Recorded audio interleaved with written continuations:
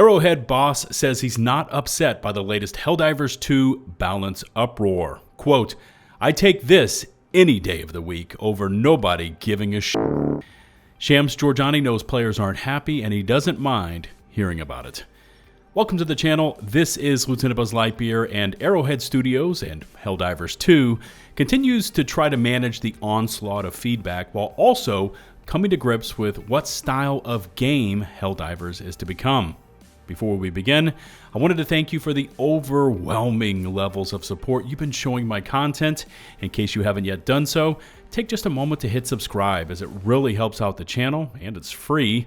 And also, while you're at it, take a few seconds more to receive my latest upload alerts by ringing that notifications bell. And here we go. Let's bring on all the latest from Helldivers.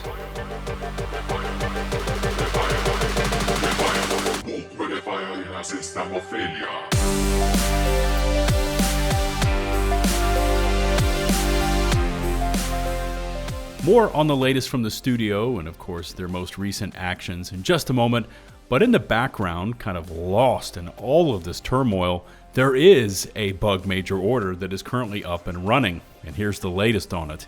We've hit the 500 million bug kill count on Socorro 3, and then we were immediately flung into a defense campaign on that planet as well. Esker has been liberated, and with 24 hours to go, we've started in on Boar Rock and are currently sunk about 12 to 13% into that liberation.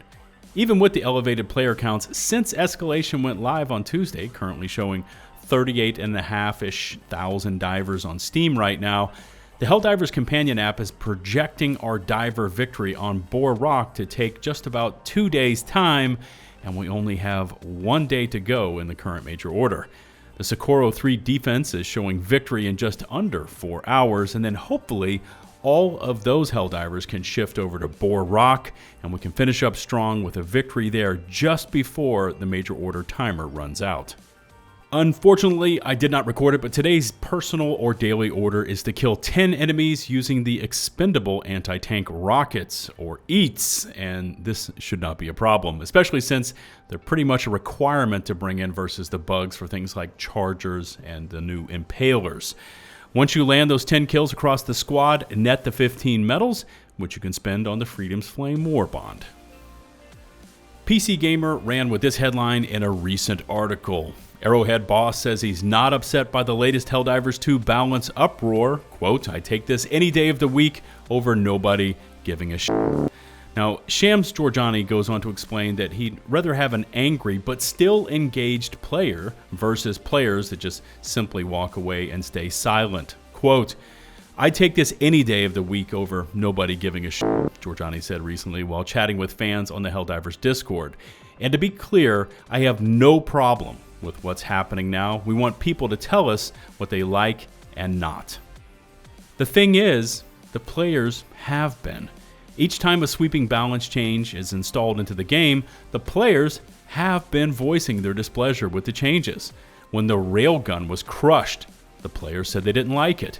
When the eruptor was destroyed because the studio's attempt to add in ricochets created an unintended insta-kill bug due to shrapnel, resulting in Arrowhead just completely removing shrapnel from the game. Again, the players said they didn't like that.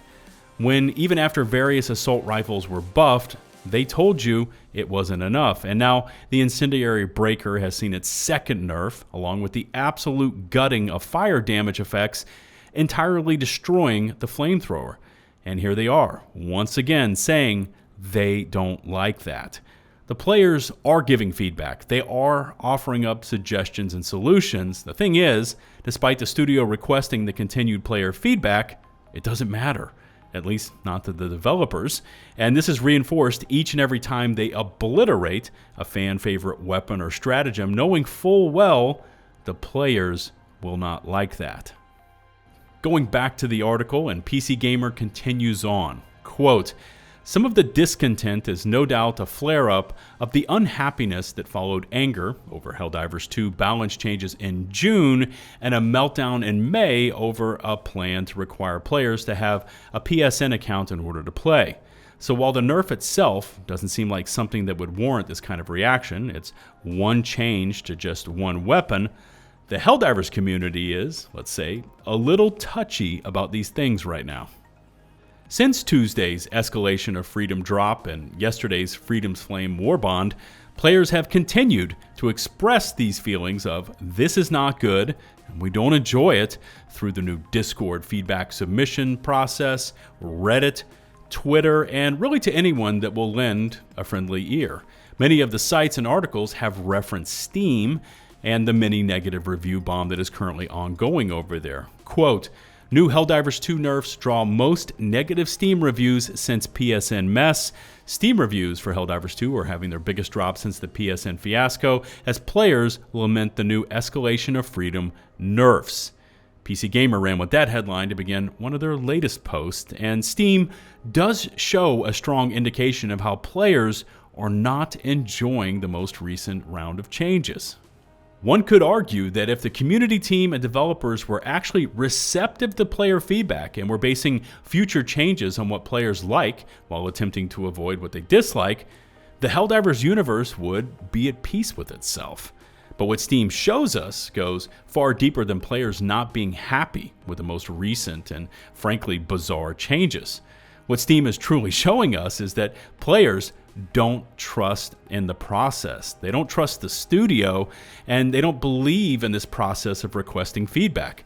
To them, it's falling on deaf ears. And so the players turn to the one area where they feel their feedback is best expressed, where it will make the largest impact, and they leave negative reviews in a very public forum over on Steam.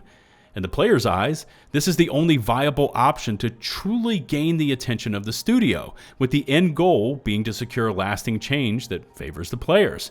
The rationale is, it worked when Sony came calling with the mandatory PSN requirements. It should work again now, after Arrowhead did what they said they would not do. Most of these game reporting sites center in directly on the nerfs to the Incendiary Breaker and to the flame effects, and they point to them as the main culprits for the players' anger. But they're only seeing half the picture here, if that. It isn't just this shotgun and this fire, it's a total gutting of the way these items work in game. Not only does the flamethrower now not damage enemies through their armor, it also cannot carry this stream of fire through advancing enemy mobs, instead hitting just the first target directly until it's downed, while the others behind it take little to no damage. This results in a high probability of the diver using the flamethrower just being engulfed in a swarm of angry bugs who have advanced behind the meat shield a diver was first aiming at. And the flamethrower was always a high-risk weapon with reduced optimal range, always making for tense encounters with bugs at close quarters. There's also ship modules to increase fire damage that players have spent large amounts of time grinding out and upgrading through resources to unlock and improve. The reports are also not picking up on the effects that changes to the flame effects have on the latest Pyromaniac's Warbond, effectively pre-nerfing all of the weapons on offer.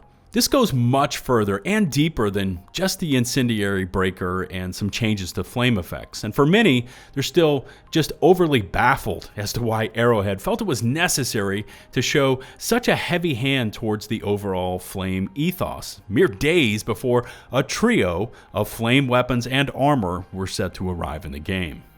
The studio's CEO, Shams Jorjani, hot on the heels of all of this week's controversies, has been extremely active on Twitter and in the game's official Discord, attempting to provide answers, explanations, and taking full blame for this week's fiasco. Quote, "If we make something super fun and people love it, it's of course a good thing. But we also want all the stuff in the game to be viable, depending on the situation, difficulty, missions, circumstances. If one weapon is just an omni-tool, we probably have work to do. I know the immediate response for many is, you schmucks, don't nerf the weapon. That's when this happens. Buff everything else so many people play with other stuff." And that's a super fair point, and personally, I like that approach. I will say that that approach has other consequences since systems are connected. It might, can, will lead to other parts getting knocked out of fun. Game balance is always a bit of whack-a-mole, and we know that when we get a lot of "I think the game is a good state" and healthy discussion for and against the viability of stuff, we're probably succeeding with the balance work. And then Jorjani steps up and takes blame for this week. I don't think we did as well as we hoped this time around with, and it's disappointing after we had a similar misstep earlier this year. That's a failure on me, not on the designers doing the work itself. There's also a new discussion point being raised here by Jorjani, indicating that Helldivers 2 was conceived as a third-person action game with a lot of MILSIM influences, alluding to the way weapons reload in a realistic manner, losing any rounds still left in a mag once it's cast aside on reload. Now, this could give us a clue as to the internal discussions and oftentimes complete disconnect between what the studio is doing and what the players are wanting. We saw this desire to change the fire effects on a claimed need for more realism, while the players are pushing for fun over all items. Where does Helldivers go from here? How does it settle into a stable format, which 6 months after launch, one would think it would have already done? I honestly don't know. There's alternatives, solutions, and suggestions being served up seemingly on a minute-by-minute basis, but for now, we sit and we wait for whatever Arrowhead plans to do with the current minefield they've created. And now it's time for your top 3 comments from yesterday's Helldivers video, starting off with number 1, coming to us from BrightBlur1. Arrowhead, give us your feedback so we can ignore it and do the opposite. And after this week, you're going to see a theme with today's top 3 comments. All right, number 2 is from RRRX18, AH, meaning Arrowhead. Here's a box to file your written complaints. Players writes a complaint and puts it in the box. Box makes shredder noises. Certainly feels like that sometimes, right? And finally, number 3 is from MaddieFrankX. Arrowhead. A game for everyone is a game for no one. So we're making a game that is for no one because that would be a game for everyone. Logic checks out, right guys? If you want to make it into the top 3 comments for my next Helldivers video, you first need to take the time to leave a comment on today's video, and who knows, you could see your name and lights on the next one. Remember to hit subscribe and ring that notifications bell to receive my latest upload alerts. All my socials, including links to all of today's sources, can be found in the video description. The channel has now passed 237,000 subscribers, and it's well on its way to 238K. And it all comes down to the support of incredible ladies and gents from across the globe. Without you, it doesn't work, and I'm humbled and encouraged by your support, so keep it coming. Until the next one, this is LtBuzzLitebeer, signing off.